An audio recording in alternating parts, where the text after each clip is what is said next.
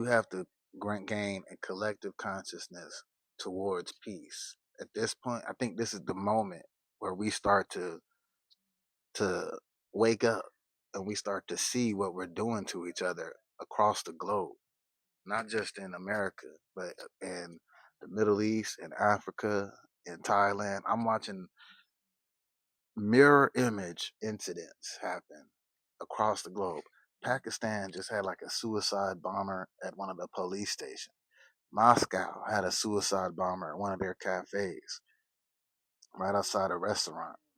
They had a missile drone that was flying into Russia from Russia.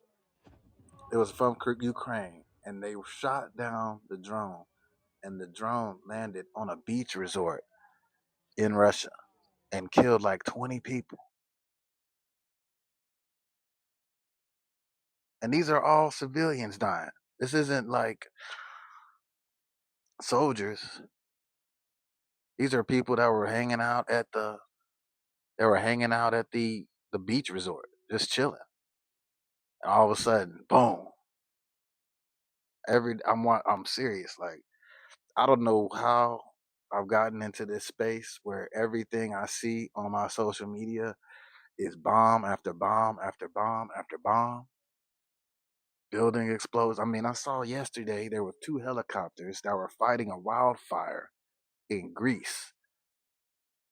And the two helicopters, one of the helicopters was up here, then the other helicopter comes underneath that helicopter and boom, and then they just both crash.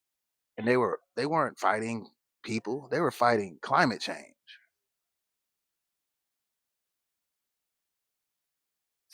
Pretty wild. Like these are things that are unimaginable.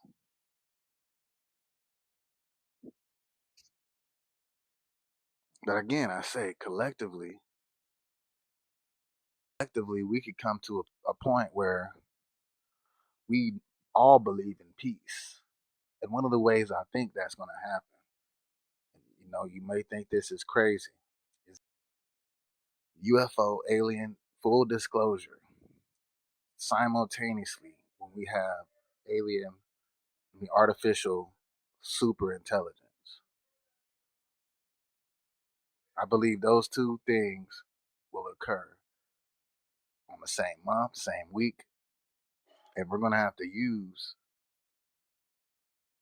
the information that we get from the aliens or extraterrestrials or ultra terrestrials. We're going to have to use that to combat the artificial intelligence, artificial super intelligence, and the tech giants and the technocracy that is taking over the planet.